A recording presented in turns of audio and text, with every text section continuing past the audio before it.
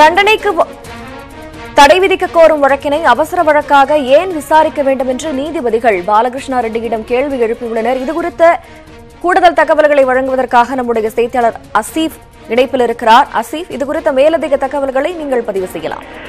சமீனா, இப்போது பாலகிருஷ்ண ரெட்டி தரப்பில் ஆஜராயிருக்கக்கூடிய வழக்கறிஞரை பொறுத்தவரை நீதிபதியிடம் 2 விஷயங்களை உறுதி செய்ய வேண்டியிருக்கின்றது. நீதிபதியினுடைய 2 முக்கியமான கேள்வி. முதல் கேள்வி என்பது இந்த வழக்கை ஏன் அவசர வழக்காக விசாரிக்க வேண்டும்.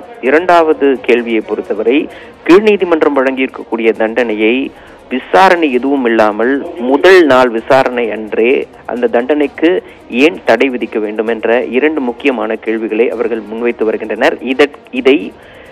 இதற்கு ஆதரவாக தன் தரப்பு வாதங்களை பாலகிருஷ்ண ரெட்டியினுடைய வழக்கறிஞர் முன்வைத்து வருகின்றார். அதற்கு ஆதாரமாக பல உச்சநீதிமன்ற தீர்ப்புகளையும் கூட அவர் சுட்டிக்காட்டி வருகின்றார்.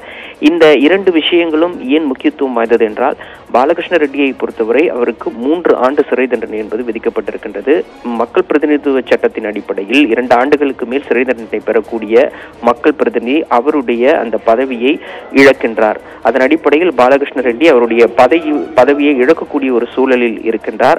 ஆகவே அவர் இந்த 3 ஆண்டு தண்டனை அவருக்கு விதிக்கப்பட்டிருக்கக்கூடிய 3 ஆண்டு தண்டனைக்கு தடை பெற வேண்டியது அவசியம். அவ்வாறு தடை வழங்குவதற்கு உயர் நீதிமன்றம் மறுக்கும் பட்சத்தில் அவர் தன்னுடைய பதவியை இழப்பது உறுதியாக இருக்கின்றது.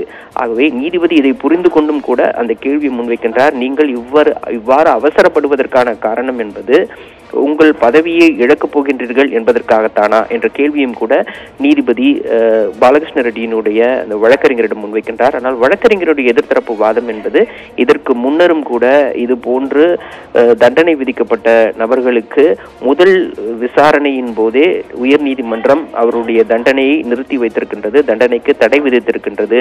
அதற்கான ஆதாரங்களாக பல வழக்குகள் இருக்கின்றன, பல வழக்குகள் முன்னுதாரணமாக இருக்கின்றன என்று அந்த வழக்குகளை அவர் தொடர்ந்து விளக்கி கொண்டிருக்கின்றார். நீதிபதியை பொறுத்தவரை இது ஒரு சாதாரண வழக்கு அல்ல, இது ஒரு மிக முக்கியமான வழக்கு. ஏனென்றால் மக்கள் பிரதிநிதியாக இருப்பவர்கள் மீது சுமத்தப்படக்கூடிய அந்த கிரிமினல் குற்றச்சாட்டுகளை விசாரிப்பதற்காக சிறப்பு நீதிமன்றம் என்பது சமீபத்தில் அமைக்கப்பட்டது.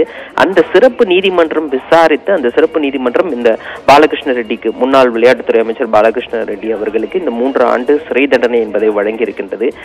அந்த சிறை தண்டனை வழங்கியதை தொடர்ந்து அவர் தன்னுடைய பதவியை ராஜினாமா செய்திருக்கின்றார். தற்போது அவர் தன்னுடைய அந்த மக்கள் பிரதிநிதி என்ற தகுதியையும் இழக்கக்கூடிய ஒரு சூழல் அவருக்கு இருக்கின்றது. ஆகவே அதிலிருந்து தப்புவதற்காக அவர் உடனடியாக மேல்முறையீடு செய்திருக்கின்றார். ஆகவேதான் இந்த வழக்கை விரைந்து விசாரிக்க வேண்டும், உடனடியாக தனக்கு விதிக்கப்பட்ட அந்த தண்டனைக்கு தடை விதிக்க வேண்டும் என்ற ஒரு கோரிக்கை பாலகிருஷ்ண ரெட்டியின் தரப்பில் முன்வைக்கப்படுகின்றது.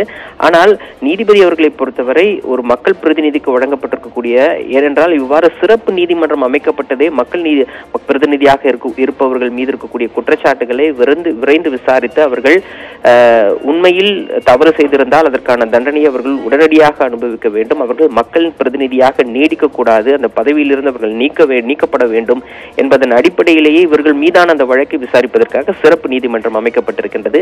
அதன் அடிப்படையில் தான் இந்த நீதிமன்றம் விசாரித்து இவ்வாறு ஒரு தீர்ப்பை வழங்கியிருக்கின்றது.